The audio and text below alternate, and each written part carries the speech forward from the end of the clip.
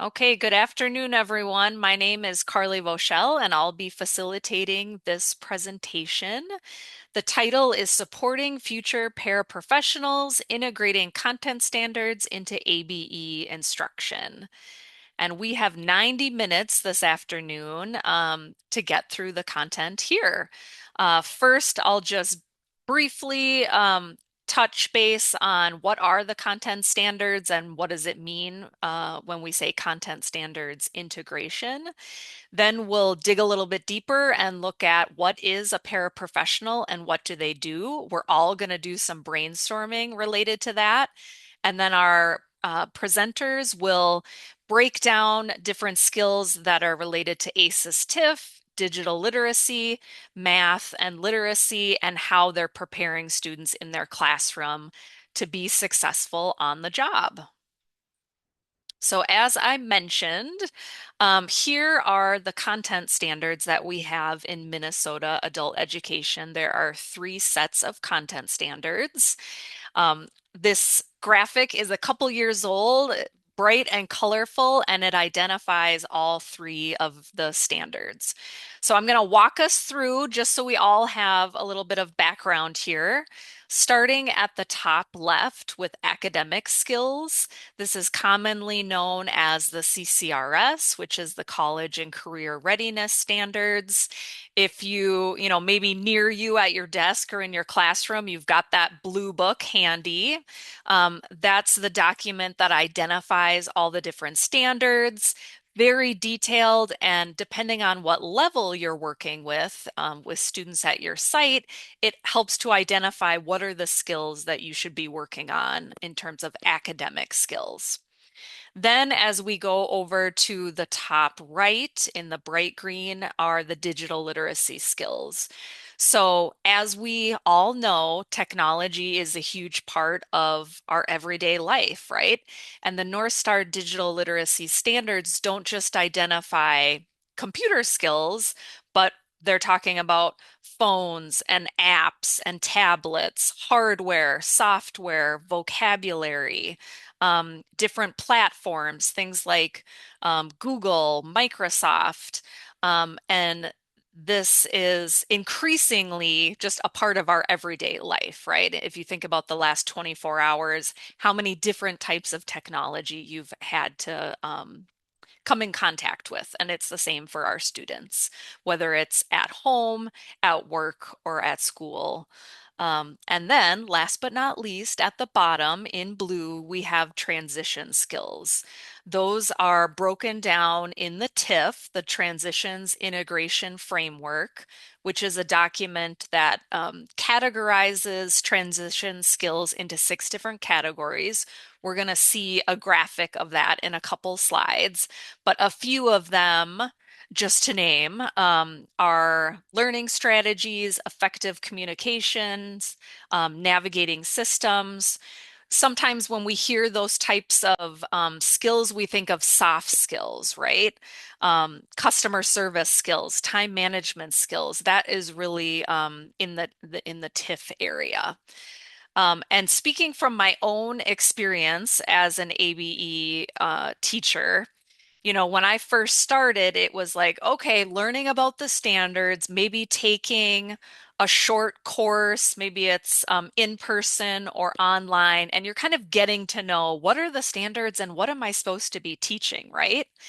And the first phase is just figuring out what they are and then trying to bring them into the classroom.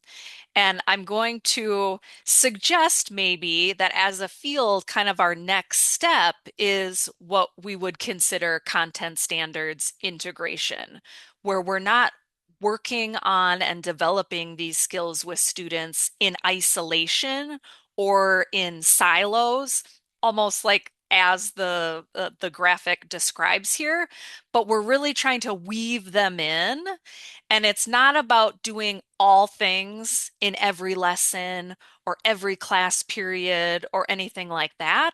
But it's really just looking for those opportunities that exist where you can align some of these different content areas and different skills, and it makes sense. So it's relevant for students and intentional, and it's just kind of a value add when you're hitting multiple content standards at the same time. And you wouldn't do that 24/7 as you're teaching, but there's definitely opportunities there. And that's what we're going to look at today within the context of paraprofessional training. So, right before we pass it to our presenters, we would like everybody to introduce themselves and just say hello in the chat. Feel free to follow this template where you share your name, and we would love to know where are you working. And then if you're already connected to a para program, maybe you're a teacher, maybe you're coordinating, maybe you're doing assessments or intake or navigation or another role, we would love just to see who we have on this call and get to know you. And with that, I'm going to pass it to our presenters.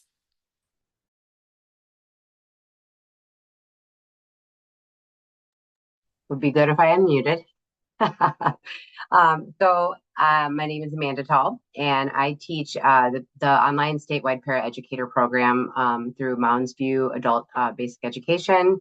I also teach CNA, so I do the career pathways over there. And I have been doing the online statewide for, gosh, now it's about 4 years of that, and it's about 7 in total with the para work. We did start with the Para Pro, and then we made our way over to the Para Educator Online, which is the program that we'll be talking about today. Happy to be here. And I'm Marcy Vipe. I work at the Hub Center in St. Paul.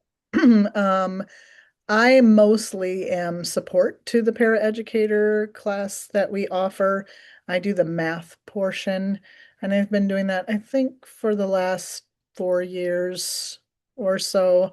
I did get a taste of the entire class last year where I had to do the reading, writing, and the job portion of it. But my main focus is supporting the math instruction needed for the paraeducator test. Thanks for having me. All right. So, of course, always good to start with that foundational question for why we're here. So, what is a paraprofessional? Of course, many of us maybe likely hear like teacher assistant when we hear that term paraprofessional. As we see on the slide, we've got terms like paraeducator, teacher assistant. Many districts use different language. We'll hear Marcy will share in St. Paul, they use other terms like EA and TA. But in Mounds View, oftentimes you'll hear paraeducator. But what do we mean by that, right? So when we say paraprofessional, we're not really talking about one single job. We're really talking about many different roles and spaces that these individuals will take across the school system. So in different buildings and definitely depending on like the contract and the job description, like we said, you're going to hear many different titles, paraeducator, etc.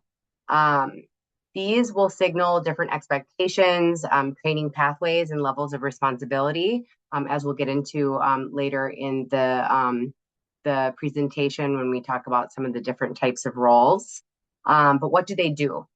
So here, when we think about those various contexts, paras provide instructional support, so helping students stay on task, of course, clarifying directions, supporting literacy, math, all of the academics that we would expect in teaching support, but also like special education roles, supporting students with IEPs and behavior regulation and communication and de-escalation and all of those types of things.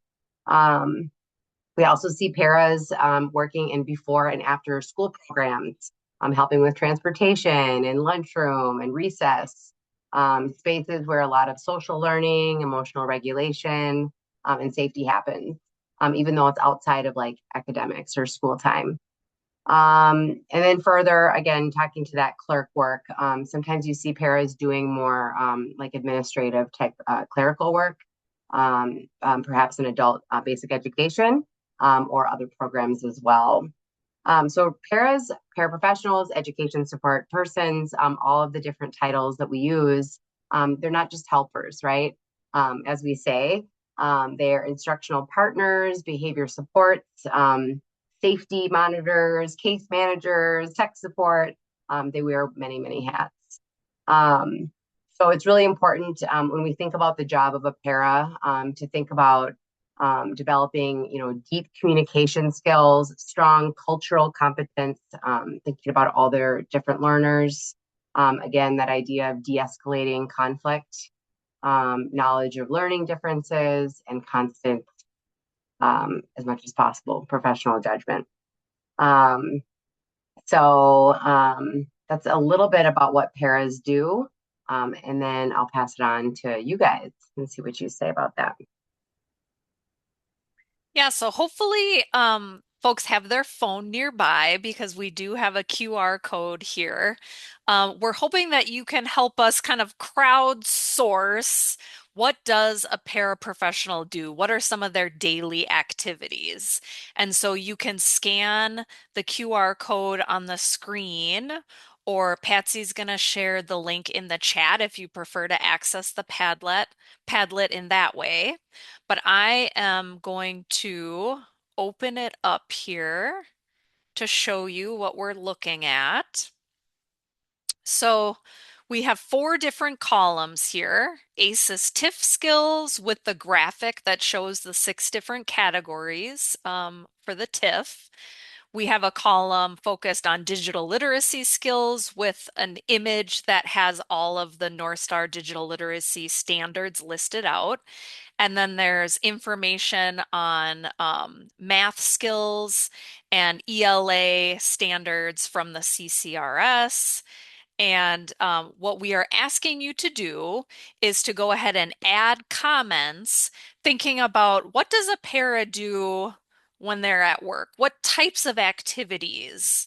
Something they do every day, multiple times a day. And we're going to spend a couple minutes kind of brainstorming and adding to the Padlet.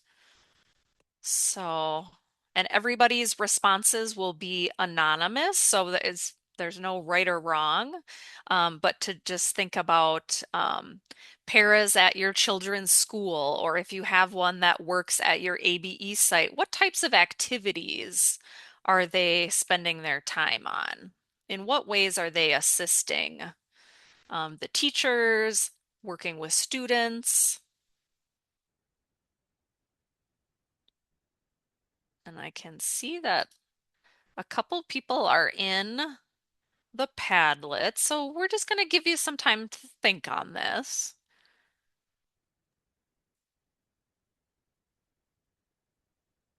Has everyone had a chance to scan the QR code Yeah, I can show it again if just that's in case? helpful.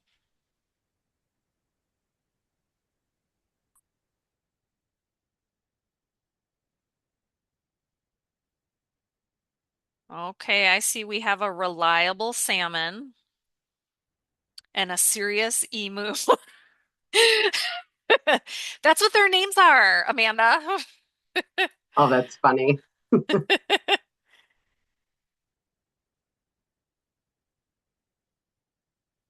Yep, we've got some ideas coming in. We're just going to give people a couple more minutes to brainstorm. And you'll just add a comment to be able to add to our list.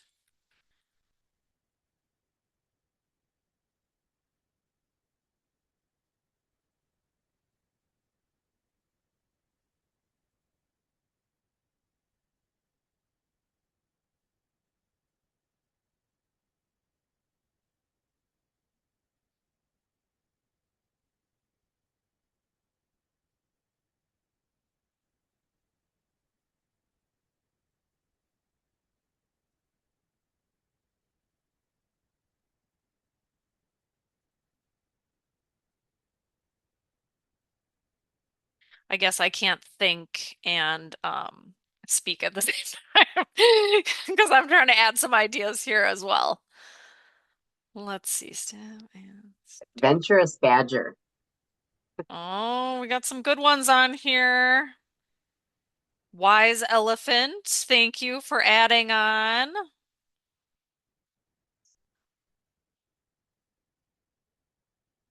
Yep, and it's okay to not have like add an idea in each of the columns, but we're just trying to do some brainstorming.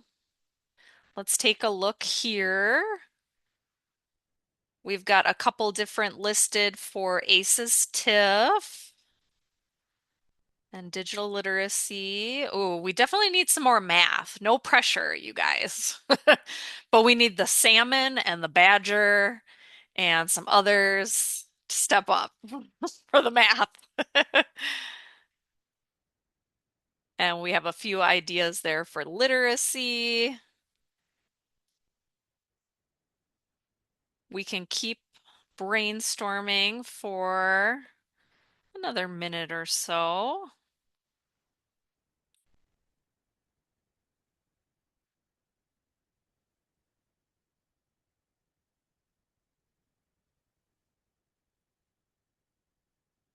I'm going to try to make one more comment before we move on.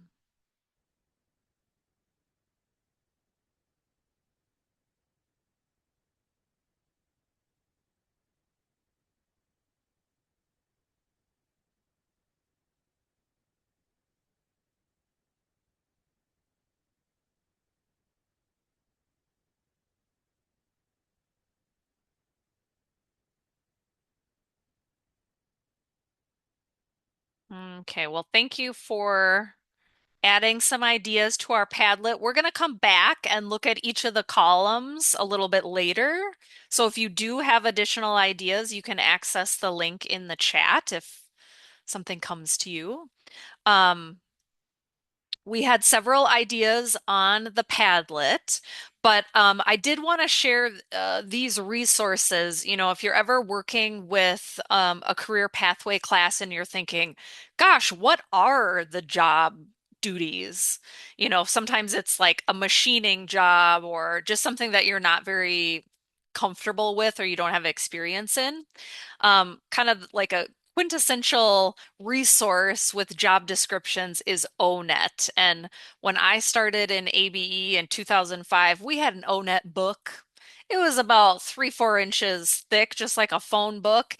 And you would search for a job title in the ONET book. And that was kind of our way that we did career exploration, right?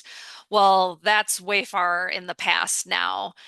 There's a website, it's all online, and this link that I have in the slides takes you to a paraprofessional job description. And even like we talked about already, there's so many different titles for this type of work. Para is one of the titles, but there's like many, many. And what you get when you search this in ONET is a very detailed list of different tasks that individuals in this field do. So here it has 5 that are maybe like the top 5, but you can display all 28 of the tasks involved at this job. Then they break it down into technology skills. Those would be things that could be added to that digital literacy column in terms of helping students with software, logging into different platforms. Some programs use iPads or Chromebooks or Google Apps and all this stuff, right? It has more information on work activities, detailed work activities, context. Oh, the one thing I was going to point out is the work activities, the things that are listed here. This to me aligns really well to ACES TIF. We've got communication, problem solving, decision making. You know, we can kind of picture those different columns and how they work together. So this is ONET. That's a great resource. Another one that's very similar, and it's actually from the same company, but it's called My Next Move. And this just came out maybe a few months or a year ago. Um, what it is it's online. You can look up different jobs, but it's at a lower reading level. It's got a lot of the same information. We've got knowledge, skills, abilities, but it's formatted real different and there's less text. So depending on what level of student you're working with, this might be a better fit in order to do some career exploration or like researching jobs and stuff like that. And so the point of showing you these resources is just to say that paraprofessionals really need a lot of skills, right? There was like 50 of them listed out. And we can't talk about all of them today, but we're really going to focus in on the ACES TIF skills, digital literacy skills, math and literacy skills that are needed. And that's what our presenters are going to share coming up. All right. Um, so here we're going to look at kind of thinking about those different roles that I mentioned previously. This is just an example of what it looks like in Mounds View right now. I'm excited to also hear what Marcy's sharing too, because I know St. Paul, again, as I mentioned, they call it different things, or they call the roles different things. But in Mounds View, you'll notice that I've got it divided between the supervisory and then the instructional / SPED roles. And so typically, if you look on the Mounds View job site, which we can click and take a look at some examples, you'll see that the supervisory, so actually the very first one we're looking at, and I'm sorry, I know that one, maybe we needed to make it a little bit bigger. Sorry about that. But this is an example of a special education para job description. And so kind of at the top there, you can see, of course, the name of the role, you know, the condition or the like the contract information, but also the pay. So you'll notice that they're paying $26.38 an hour. That was a recent raise on the last contract negotiation. And then below that, they'll see all of those requirements. The first thing it talks about is the test. And a lot of this kind of like boilerplate information, as I've looked at many different job descriptions across the state, a lot of them are still using this Parapro language, but Parapro is actually being phased out right now. So if you are ever working with somebody who is looking to, you know, looking at the requirements, Parapro, just know that if you see that, there are other options, and sometimes the paperwork, like on the job site, just hasn't been updated yet. I ran into that quite a bit. But nonetheless, the requirement to become one of these positions, so special ed or instructional, as we say in Mounds View, is either this certificate that you earn from taking the reading, writing, and math test through the paraeducator online, or having at least 60 college credits. And so that's really like the long and the short of what those three little bullet points say at the top. And then from there, it kind of starts naming some of those other skills that Carly was just showing you on ONET in my next move. Also, as Carly mentioned, thinking about the ACEs and the TIF. So many of the skills are kind of right there on the job description. And in fact, I asked students to look at those skills when we're putting together their resumes and thinking about experiences that they could align exactly with that language. So that's an example, just to kind of take a little peek. Below that was an example of supervisory, which we don't have to see, or we could see. But supervisory, in contrast to the instructional or the SPED position, it's kind of like it sounds. If you're working in a supervisory position, you do not need the certificate. You do not need college credits. You simply need the GED or the diploma. And you'll see the pay is commensurate with that. So $18 an hour in Mounds View. And this particular position is part-time. You'll notice that it says it's 2 hours per day. So we're thinking like lunchtime. We're thinking recess, maybe like field trips. But again, it's not in an academic capacity. It's meant to be supporting students. Again, as I mentioned before about all the different hats that paras wear, it's still, of course, very important and relevant. It's just not necessarily academic. I often times recommend to students, maybe this is a good place to start while you're working towards your credential, while you're getting to know the building, and then maybe move into a contract instructional position after you have more experience and get that credential.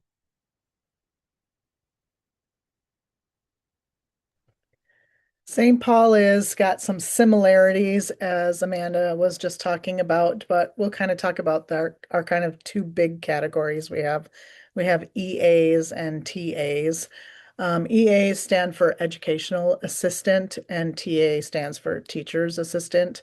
They both have two different levels. There's an EA1 and an EA2 and a TA1 and a TA2. And the EAs basically have a second language.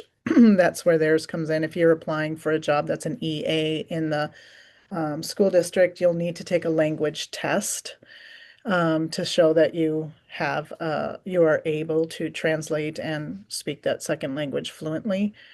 So their pay is a little bit more than the TAs are. Um, they do have the TA the level ones kind of are the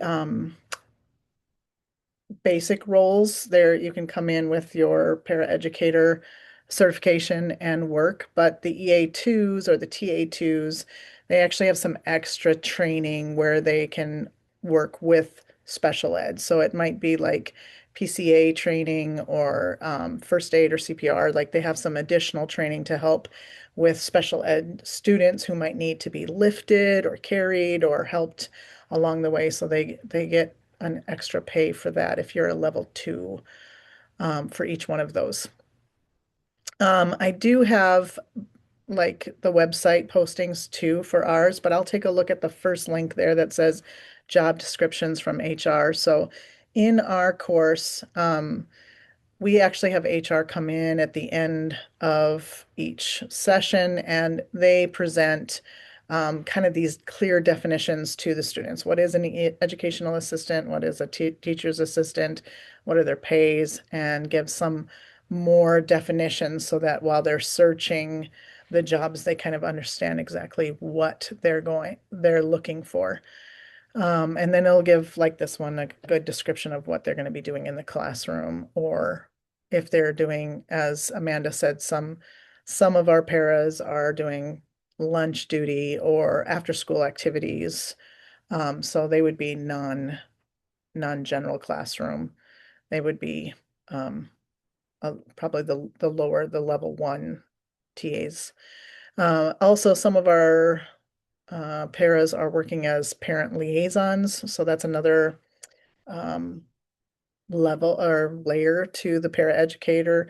They are the translators. They're meeting with the families and discussing those kinds of making sure that the communication between the school and the parents is clear. So that would be the second one. There is our job descriptions. I just pulled it straight from our website, kind of like Amanda did. I'll leave those just in the notes. You can take a look at them, but they will list if they want a TA or a EA and what their qualifications would be needed at each site.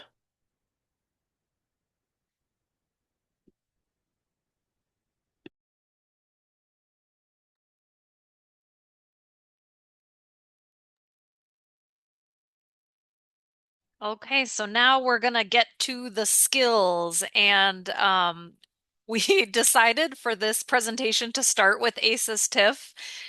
Maybe my own personal opinion is maybe that sometimes those can be a little bit overlooked, so we wanted to make sure that we start right away with that. And just as a way to kind of review, we were going to look at what ideas we all came up with on the Padlet. So I do have it open here. And I suppose it's teeny tiny, so I will read this. In terms of ACES TIF skills, we said supporting students with choosing classes, helping students to organize study materials, reminding them to sign in and out for attendance, encouraging them to self-advocate, communication skills with different audiences, staff, and students. SPED, ESPs support students with developing a future pathway with outside learning in workplace. T plus and MPS. I don't know a ton of what that means on there, but it sounds like a very specific, maybe like a career pathway type class in Minneapolis. Learning strategies, self-management. I goofed and I put this in the wrong column, you guys. Okay, so that's a digital literacy one. And then teaching study habits. So that's what we came up with as a group. And Amanda is going to tell us a little bit more detail about what she works on with her students. All right. So, yeah, kind of the hardest part about thinking about which skills to talk about is kind of narrowing it down because we do all of these things that's really like naturally embedded, with the ACEs and TIF in terms of skills that paras need and that we work on in class. So that first one, thinking about effective communication, I'll start just by saying that communication is like embedded in everything that we do. From the way that we're emailing, the way that we're, letting me know if you're going to be late, or the way that we're signing into our Google Classroom. Of course, Marcy will touch more on digital literacy later. But really, it kind of touches into so many of the different things that we do in the classroom. Um, the other thing I want to point out is that the sort of I want to say students practice as both learners and as future educators. So we always have like the teacher brain and the student brain in mind with the different activities we're doing. So we might say, okay, we're practicing this reading activity that's helping you as a student, but it's also something that you may be doing with your future students. And so really trying to have that gaze be both toward like rotating towards the teacher or rotating towards the student, kind of depending on what it is that we're doing. So thinking about things that we do in class. I think I have on the next slide, Carly, just a couple, so effective communication, then maybe we can go back for learning strategies. But here, just thinking about daily classwork, things like I said, basic communication skills. So thinking about the way that you're emailing with me, thinking about the way that you're communicating in class, both writing in the chat, writing in your assignments, the way that you're speaking, the way that you're waiting your turn before you speak, all of that kind of stuff in terms of communication. There are also very specific assignments that we work on that are like directly related to communication. For example, in that Paraeducator Online program that I've referenced before, there are a few lessons that we do in the class. One is called Developing Positive Communication Skills. And this lesson strengthens these skills by training paraprofessionals to ask questions clearly, choose appropriate timing for when they speak with teachers about their concerns, using professional language, confirming understanding. This is a big one. We talk a lot about, being an active listener. And after when we're engaged in a conversation, sometimes stopping and saying, okay, this is what I heard you say. Is that what you meant? And really, we talk a lot about how this is great in the classroom, but it's also great in real life, right? Just to be a better communicator. So there's that lesson. There's another lesson in there that's related to confidentiality, for FERPA and HIPAA, thinking about being a mandated reporter. So we kind of look at the sort of legal type of communication that goes on in schools, thinking about, collecting data and knowing what your responsibilities are as a school employee. And so the lesson on that, the confidentiality lesson, teaches paras how to speak about students in ways that are accurate, ethical, legally appropriate, ensuring that their communication protects student privacy while still supporting collaboration and understanding in the school environment. So just to kind of name two of the lessons that we do in class.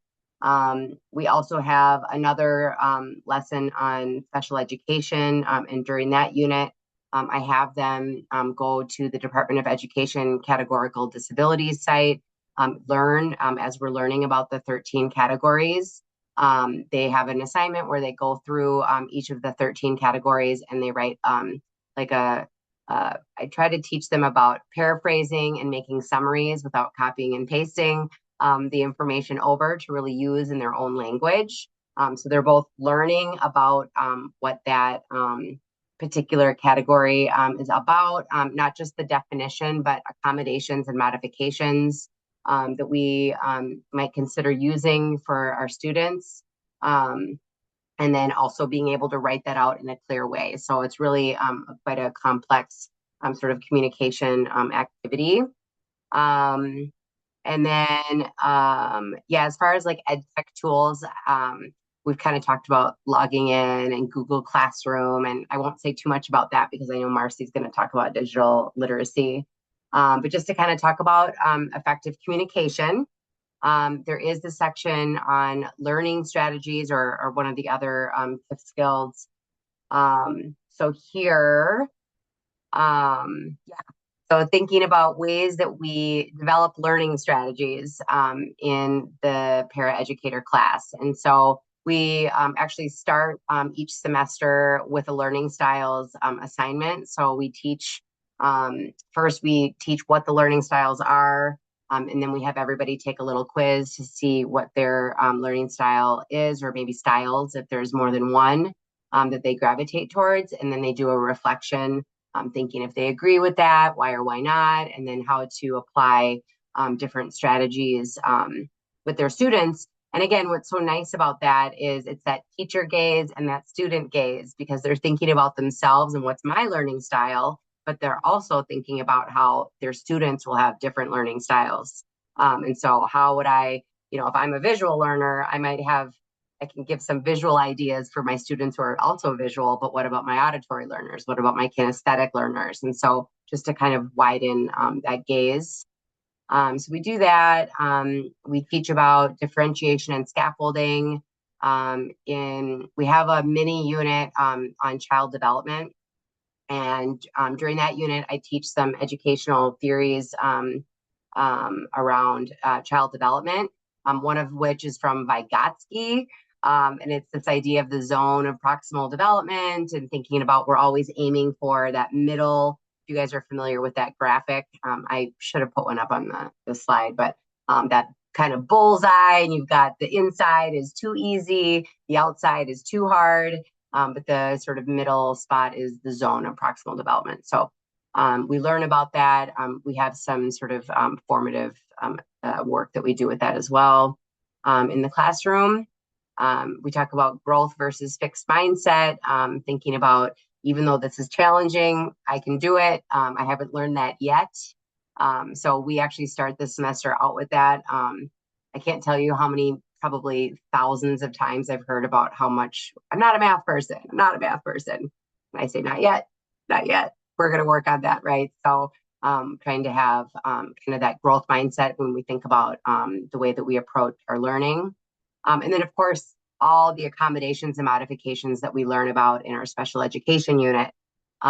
So we explicitly, I spend a lot of time as we go through each of the categories, the categorical disabilities, talking about like an imaginary tool belt that we're wearing as we walk around the school, and we're filling it up with tools and strategies and tips and tricks and things that we can try with our students. So maybe this particular tool works with this student today, and maybe tomorrow it doesn't, but we're going to try something else, right? So this idea of just having a lot of accommodations and modifications in our tool belt. So just a few things that sort of touch on those two TIF skills.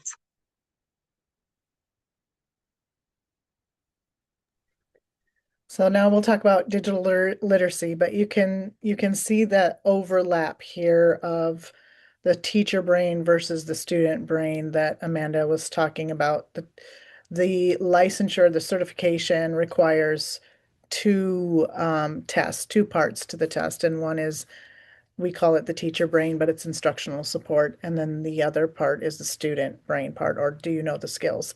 And so you can really see those overlap as we address all the things necessary for the certification.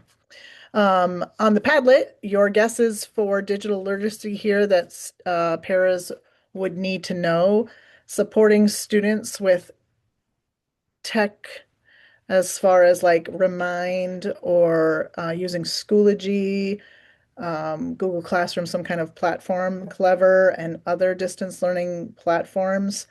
Um, Definitely providing some tech support, helping students troubleshoot with learning programs, logins, um, and of that nature. And they're really fast, actually. Those kids are pretty fast in technology.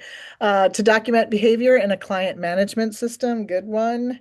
Any necessary technology for communication within the district, that's a great one. You can talk about doing your paycheck, finding your benefits, requesting leave, logging into Google, uploading assignments. Yep, using those learner management systems, working with students on registering for classes online or checking grades, and then word processing, which is a big one for um, today's age. We don't really handwrite much paperwork anymore. The two that I'm going to focus on for digital literacy is sending professional emails and then just digital navigation among kind of overlapping those, navigating those different systems. So, um, sending a professional email, Amanda touched on this with communication. But this is, we actually in our program, and I'm sure Amanda does this too, but we work on how to write a professional email and we practice. And in our building, what we have is we have a para actually who works as a career navigator for us. And he used to be a para in our school district. So what he does is he links our students to an actual para that's working within the district, and they kind of become a mentor-mentee sort of relationship, and they get paid a small stipend to take care of that. And so our students get the opportunity to send 7 emails to these mentors, the paras that are actively in the district, just kind of learning how to communicate with them, introduce themselves, ask certain professional questions that they would like to know about. And they just get that practice of how to speak professionally, not necessarily sending a text message or using acronyms or all those kind of things, but learning what it looks like for a formalized email. And then digital navigation, we're going to take a look at. We've already talked about this quite a bit. Adults need to navigate all kinds of online platforms in our personal life. Being an employee in the school district isn't anything different than that. You know, from starting to look for your job, apply for your job, um, communicate with interviews, talk to students, turn in your hours for your paycheck, um, or even helping the students with their iPads and navigating all those apps. There's just tons and tons of digital navigation that students need to be kind of fluent in. So I'll give you a couple of examples here. On the next slide, this is what we do for sending professional emails. There's a little checklist. You can't really see it that great. It's kind of small on the slides, but you can enlarge it. There's a little checklist on how to write a good professional email. So students are given an assignment the weekend before. So Thursday afternoon, they're given the assignment to write an email with it's a guided question that we actually give to the students. This one is an example of a first, like an introduction email. Hello, I am, and I'm interested in being a paraprofessional because. So students are given on Thursday, they kind of form their email and they do all of this in Google Docs first. And then that gives us it's due on Monday, and then it gives us teachers time to go over it and kind of edit and check over. And then the students get to correct their writing to make sure that they have gone through that checklist. They've got complete grammar. They have all the right spaces in the email. They have the right language that they're using for their closures, and that they have signed their name properly. So they've learned all of that, and then they correct it. And then on following Wednesday, they make sure that they've sent that out. So they're learning to copy and paste it then into a real email. So they're starting in Docs. They're using Google Drive quite fluently. They are moving a doc into an email by copying and pasting. They've learned how to edit and how to professionally communicate to their bosses through this mentor-mentee relationship. So that's one way that we are kind of working with our digital literacy skills is just by sending an email. Then we also are using that navigating systems. So uh, yeah, I don't, we haven't, I didn't have that discussion in my class. None of my students actually were wondering about that. Patsy was wondering if we talk about AI. Amanda can add to that. I haven't had any students try to do that. Most of, like, especially their first one, they're so personal. Most of the emails are personal. Questions like, why did you choose to become a paraprofessional? Or what do you do if the behavior is bad in the classroom? What are some um, steps or strategies you use to help de-escalate? So they're a little bit more personal. I haven't had any students like try to throw that one in AI yet. But there will be one or two that will probably try it in the future. Um, so our students, once they, like I said, they're starting in Docs and they're typing their emails out from there. But we work with Google Classroom here, and our K-12 counterparts actually work with Schoology. So there's a couple of different platforms that our paras are going to be working with, but in our building, we use Google Classroom. And so they will be given the assignment for the email, or, I mean, there's multiple assignments, as Amanda talked about. This one is an example of your learning style. So students have to be able to get into Google Classroom, find the assignment. They have to upload or attach their assignment to the homework, or attach the homework to the assignment and then turn it in. So they're learning how to um, add and remove. They're learning how to find things in their drive. They're just learning how to navigate from, docs into classroom, into assignments, really navigating, and then into their email. So you're learning to copy and paste a document into their emails as well. So really working on multiple things there.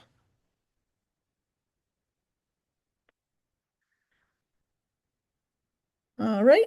So yeah, lots of digital, lots and lots of, they're watching videos and everything. And um, we explain and we practice over and over. That attaching the homework to the assignment, I think, takes me many, many class periods to illustrate and repeat.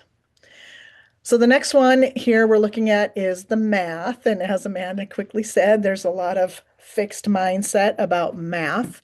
It is a third of the test. So the reading, the writing, and the math are all divided equally for the test. So, and then they're averaged out. So you really have to do fairly well on the math equally. Like each part, you need to do not too far from the average, or you will not pass the certification and you have to take the test again. So, math is not something they can just blow off or say, I'm not a math person. They actually have to investigate a little bit. Some of the things you came up with on the Padlet for what they would need for math would be working in the math class to help support individuals with their lessons. I'm 100% sure you will. I'm sure that there are teachers in the K-12 systems who say they're not good math teachers. So they're looking for the paras to help. Supporting math classes, I don't know. I don't work with the SPs in math. Okay. Math support in the class. Fractions, percents, and decimals is our favorite unit. It takes us forever to get through that one. And then individual support, help with extra procedural skill and fluency practice, or slower pace of developing an understanding of a concept. That's a great one. We're going to actually get into that one a little bit there. So two crucial math skills we're going to talk about is, and I mean, majority of our students don't like most of the units for math. So there are like I said, there's two parts to the test. There's the teacher brain or supporting math instruction, and then there are the is the student brain part. And the student brain part has a basic math unit, a fractions, decimals, percent unit, an algebra unit, a geometry unit, and a data and statistics unit. So they have to cover all of them. I would say the majority of the test, if you are a math CCRS person, then I am most of the test is probably BC level. There are a few skills that jump up a little bit higher into the D realm, like percentages, but majority of them, I would say, middle of the road kind of levels. So the first one that I really want to focus on that I think probably we need the most support in these two. The first one is supporting math instruction. This is the hardest part of the test for most of our students is the teacher brain part because most students have actually taken a test on math before and shown their skill level. But not a lot of them have had to know how to help somebody learn math. And so this is something most of us teachers have learned in our pedagogy classes. As Amanda was telling, just like for the reading where we're talking about Vygotsky and, you know, all of those kinds of skills, we don't, not the average Joe hasn't taken those kind of classes. So we're really supporting them on how to help students learn. The NRS levels necessary, most of my students are probably about an NRS 2, 3. 3 would be, are they more successful? But I would say some like NRS 2 or 3, ABE levels 2 or 3. So supporting math instruction, as Amanda kind of mentioned this too, we want to guard against personal feelings towards math. We don't want to say, well, I'm not a math person, so we're going to do the best we can here in class. We don't want to give any kind of negative feedback. We only want to give that positive energy and encourage our students to think that they are math thinkers. And the same for them when they speak to their students.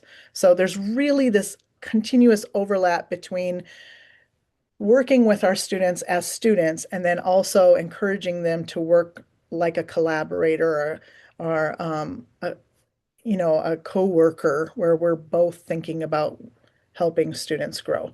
So that's probably the one of the bigger ones is helping them to know that math should have some positive energy and not kind of ruin it for the kids ahead of time.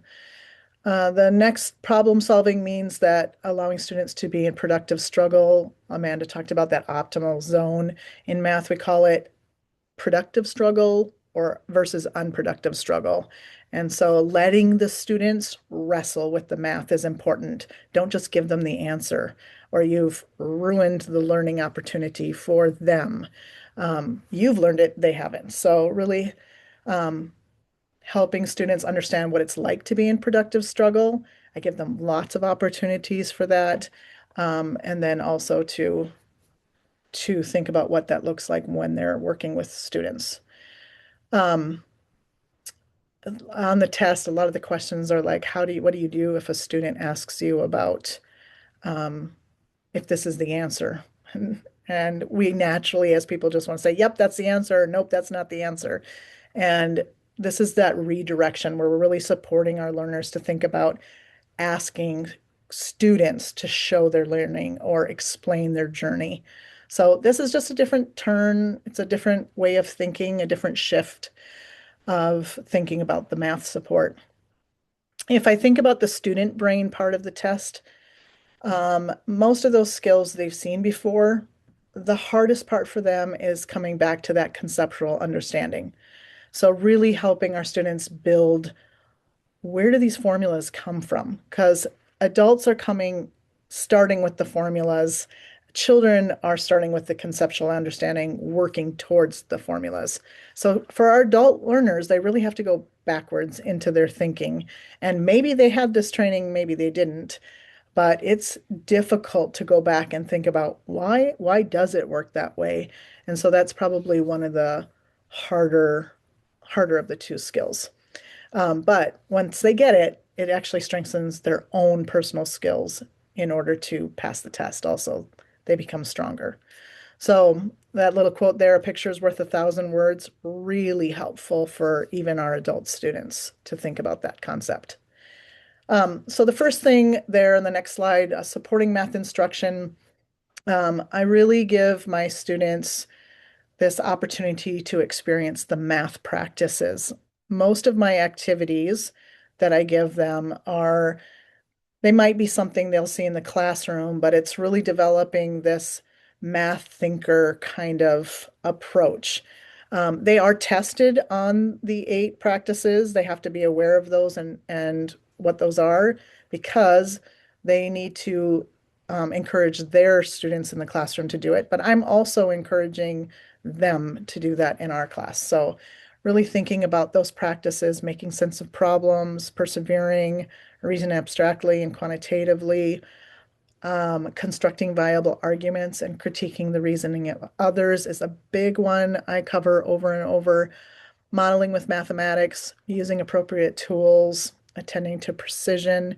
Number 6 has had a very heavy emphasis. It's not really a hard one for them to show when they're doing their math, but it's not something I want to throw away either. So I'm trying to bring it kind of into balance between what's the journey and how can we attend to precision during that.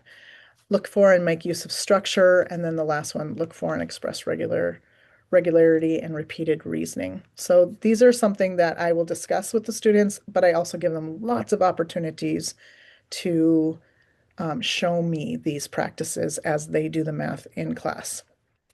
So over the next few slides, what I'm going to do is I'm just going to show you some activities that my students have done that are focusing on the different units we use. So for our first unit, I'm using what we call a which one doesn't belong. I use these a lot. It really agitates most of my students because they are used to having that one right answer. And this activity allows them to have multiple correct answers. They just have to be able to explain their thinking.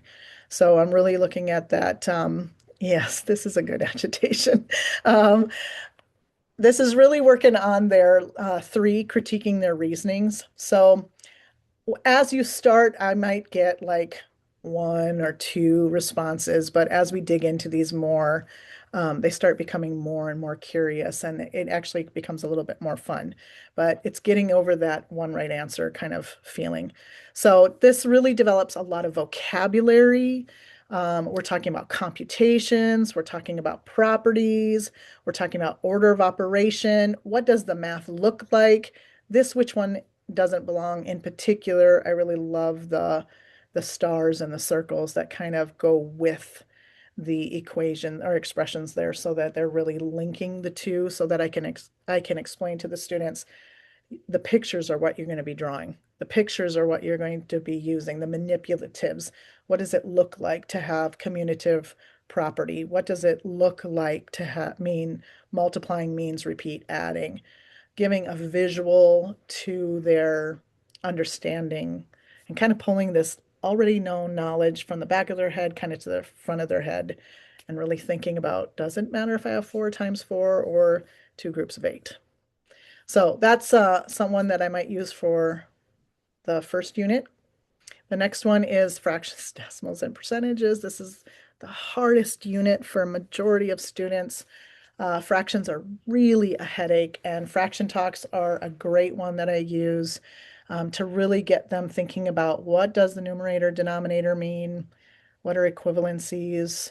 How can I write an equation to show um, a meaning in one of these? So fraction talks are great visuals. Most of my students have the pull to give me a percentage in these. If I ask them what color is the red, they want to say 50% or they want to say 0.5. And so really getting them to think about what does it mean to have 50%? What does it mean to have, I don't see a 50 anything in that where's the 50? Where's the 100? What are you talking about? So really getting them to really think about numerator, denominator, and how that's related. Fraction talks are a great way to get them talking and reasoning, and also a pictorial representation that they're going to be working at with the kids to say this is something out of something. It's a part of a whole. The next one, another which one doesn't belong, just for fractions again. I'm just going to leave that there. It's another exploration. We've talked about types of fractions. What does it mean to have improper versus proper, more than one, less than one? Just kind of really building that curiosity. And then the next one, algebra is the other second favorite unit we have. Fractions are the number one favorite, and algebra would be the number two for most of my experience. So they have a lot of questions about solve and a lot of fear about the algebra. So being able to give them something like this, Solve Me Mobiles is what this one is called, kind of shows and illustrates. And I remember kids are coming from the concept to the formulas. So really getting our adult students to think backwards. What does it look like when they say what you do to one side, you have to do to the other? What does it mean to keep the balance? What does it mean to do an inverse operation? Why are we doing that? Um, so it kind of gives a really great picture to what it means to solve an algebra equation. What does that visual look like? So this is one that I use to develop that. And I will say that I have students who say, why do I have to know this? Why do I have to draw this picture? Why do I have to? And um, that balance again that Amanda mentioned earlier is that these are professionals. You're working with children. And so I've said to my students, if you don't know how to sound out a word, why would I put you with a student who needs help sounding out words if you can't do it yourself? Then I have to teach you first to you to teach them. You're supposed to be a help to me in the classroom, not another student for me to teach. So I'm looking at support in the classroom from you as a professional. And I feel better about you going, what is this in my class? Than you going to the elementary class or high school class going, what is this? And you're feeling awkward in your own profession. So I'd rather get it awkward now and think about it here and then let you go as a stronger professional as we move into the field. And then the last one I had for math, again, it's just another algebra one called Splat. And just kind of thinking about how do you identify what's not seen there and using those inverse operations, really giving that visual concept to what's going on in the algebra. All right, that's math. I love it. You said so many good things, Marcy. I want to just keep talking about math, but alas, we'll go to literacy. Also lovely. All right, so looking at some of the ideas that everyone came up with on the Padlet for literacy. Let's see, conducting DRA with students and helping to run small reading groups. So I think that's the developmental reading assessments. Small group instruction, yes. Reading support, absolutely, especially fluency and vocabulary. That's exactly right. Yes, I see this one-on-one, and there's going to be a lot of that for paraeducators, ESPs. Let's see, how to read and interpret maps, charts, graphs. That's exactly right. And I think, is that the last one? Yeah. And of course, the term literacy means so many things, right? So as we have just a couple sort of examples here, in general, we're developing all of these things, again, from that student brain point of view and from that teacher brain side. So we're developing reading skills for ourselves as students, but also so that we can help our students. Writing skills, again, both ways, for speaking, listening, digging into different vocabulary that's appropriate for school settings. Of course, digital literacy, as Marcy so nicely went through for us. And then, of course, cultural and professional literacy. So many, many, many things. And a lot of these are sort of embedded throughout the lessons that we work on. I have some examples on the next pages here of things that we do. So this first one, I wanted to just dive into some of the ways that we talk about reading. To be clear, in my class, I offer both a job training and a test prep side. So we kind of use some of these things for both of those, or if we're thinking about, one or the other, they're kind of used in different ways. But the program ReadWorks, we're literally reading this passage this week, so I thought it would be relevant to bring it up. But talking about dyslexia, if anyone's ever used ReadWorks before, it's a wonderful program with a lot of really nice embedded supports. So again, bringing up that student versus teacher brain, I'm always showing students, I want to see your reading comprehension, your fluency, your skills as a student, but then think about how you can use this in the classroom with your own students.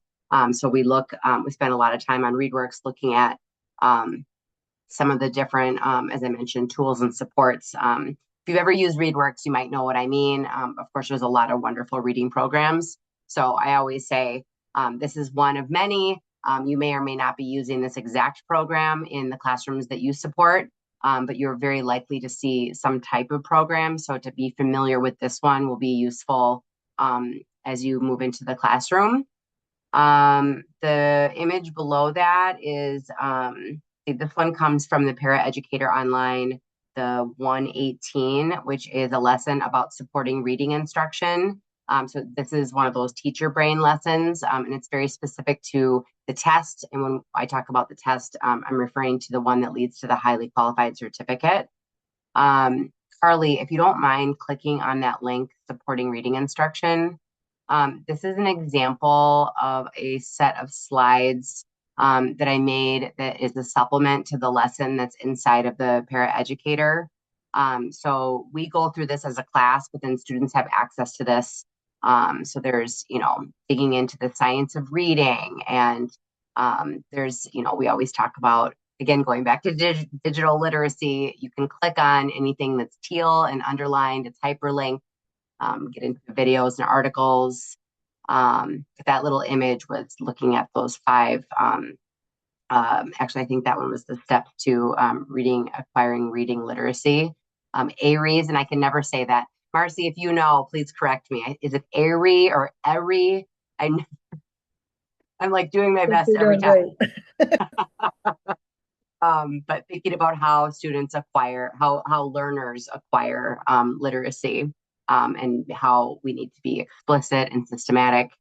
So all of that is just an example of something that corresponds with one of those reading lessons and developing reading comprehension. Again, through these types of programs and many of the other types of lessons that we do. The next slide, I think, takes us into some examples of writing. So again, that learning styles, yes, it helps us figure out our learning styles, but we also have, to writing prompts and passages that need to be completed as well. So an opportunity to practice your effective communication while also doing your writing. Yeah, I feel like, there's so many sort of main things that we're working on, but sometimes just a simple reminder of like capitalize that first letter, make sure to use appropriate punctuation, and then sort of bringing that skill with us as we then work on professional emails, et cetera. Let's see, the special education categories assignment, that's just an image to remind us about that work they do. And again, they need to synthesize the work that they've done after they understand the category. They then need to put that down as a paraphrase. So we spend a lot of time talking about the difference between copying and pasting and paraphrasing. And so we work on that skill. That last bullet point is talking about child development, recall and review. And that's that image on the bottom. So in that child development unit, we learn about the principles and theories, again, that are related to working with younger children. It does go through age 12, kind of specifically, but there is some material that takes us into the teens. But the idea is after we complete the unit, there's one final like review and recall activity that I use as a more summative type assessment, and it requires the writing skills that we've been developing throughout the semester. So there's those things. And then the next slide takes us into the cultural and the professional side of literacy. So again, thinking about ways that it's not necessarily just reading and writing. Of course, we're thinking about other ways to be literate. So again, I mentioned previously with effective communication, all of those ideas around being a mandated reporter, being aware of confidentiality, student data privacy. Talking about here, let's see, this one, I put an image of, let's see, the continuation of accommodations and modifications. So I think here I was thinking about that being professionally sort of aware. I don't know if anyone has seen this system before, but I find it useful to be able to point to when we're looking at our students who are on IEPs and the different types of supports that they need. Sort of this level 0, depending on what the activity is, there may not necessarily be the need for an accommodation or a modification. And then as you make your way sort of up the continuum, level 5 would be like the most extreme modification. So we talk a lot about the difference between those two. So again, just kind of thinking more about being literate in that professional side of things. Let's see, from the cultural point of view, I don't have an image of this up. It was hard to kind of fit everything that we do into the visual, I must say, in terms of, the things that I'd like to share. But the lesson, the 239, I'm actually going to be sure that I have the exact name in front of me, but that one has to do with ethics and professional practices. Yeah, it's called Professionalism and Ethical Practice for Paraeducators. So I really like that lesson too, because it takes sort of the communication piece, but it brings it to that sort of level of really sort of integrating ethics. So that's a good one there. 101 is about inclusion. So thinking about making sure that everybody is feeling safe and invited, no matter what our backgrounds are. So again, a lot of different skills that we're developing, both through the lessons that we're completing in the paraeducator and all the other materials and activities that we do in the class. And I think we're moving on into Q&As now. Yeah, so thank you, Marcy and Amanda, for sharing so far. And there have maybe been a couple questions that you've kind of been responding to in the chat so far, but we do have a few moments if any of our participants want to unmute or add a question in the chat. So we'll give you a chance to think on that. We've got two experienced para teachers here, so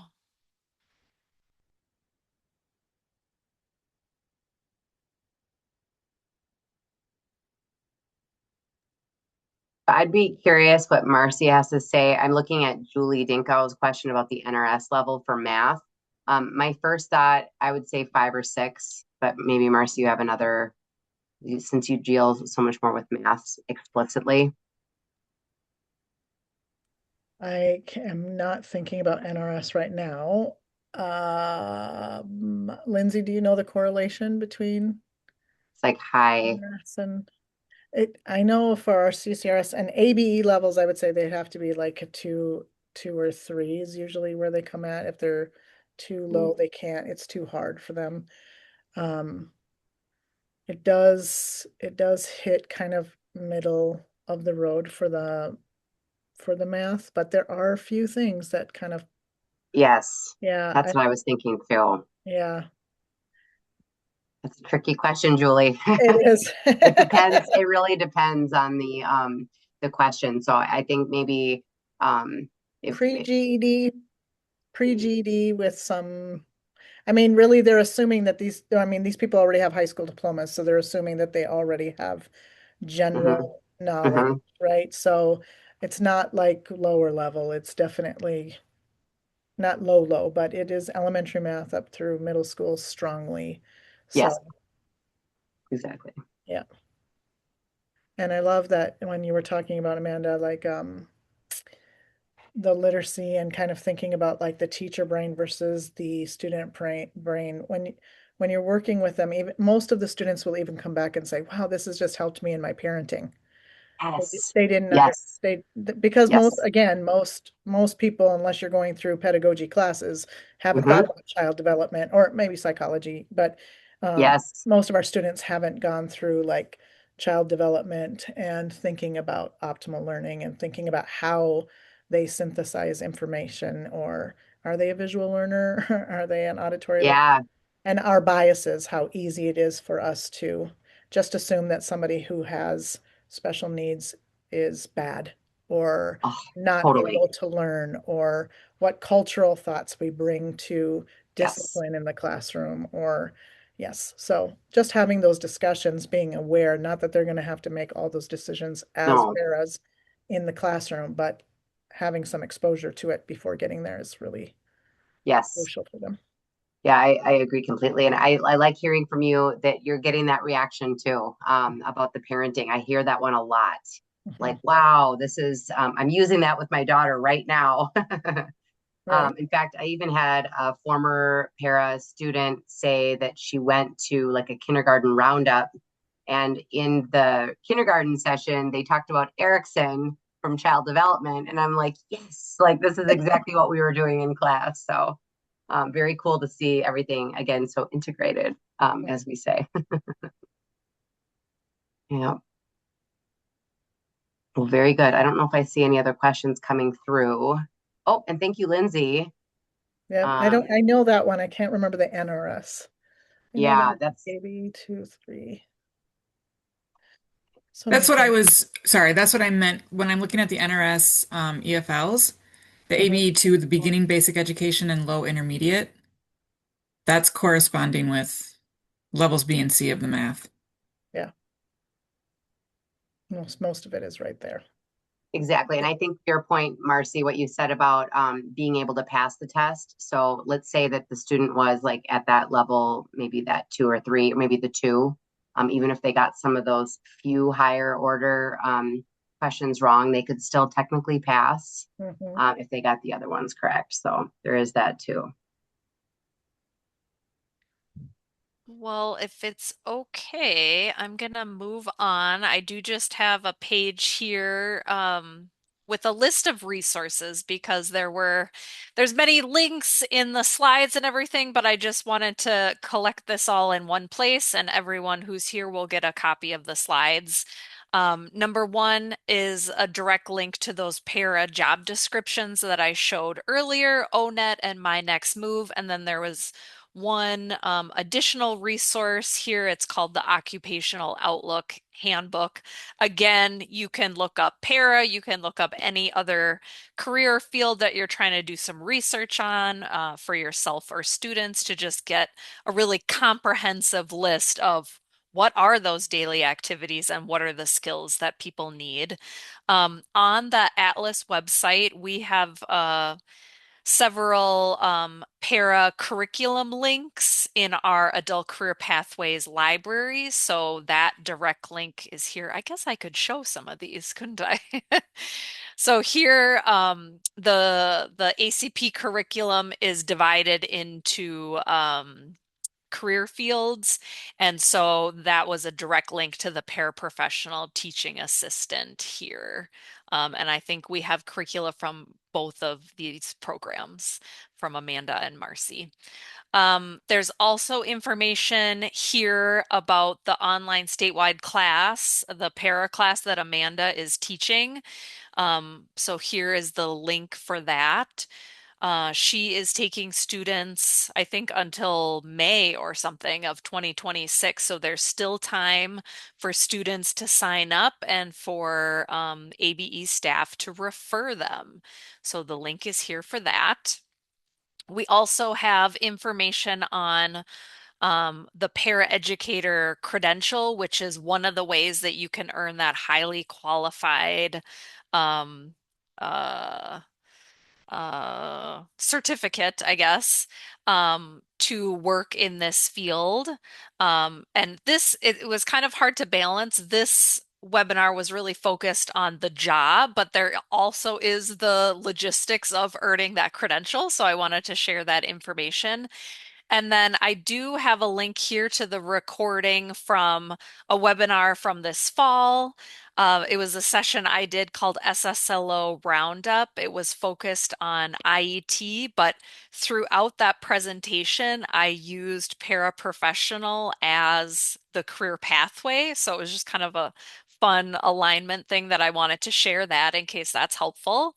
And then since we did kind of focus on the ABE content standards, I wanted to include a direct link to this site that has information on all three of the content standards. And if you select one that you want to learn more about, it takes you to the Atlas website where you can see the foundations courses that are on Canvas and other things that are going on, other training that's available for those content standards.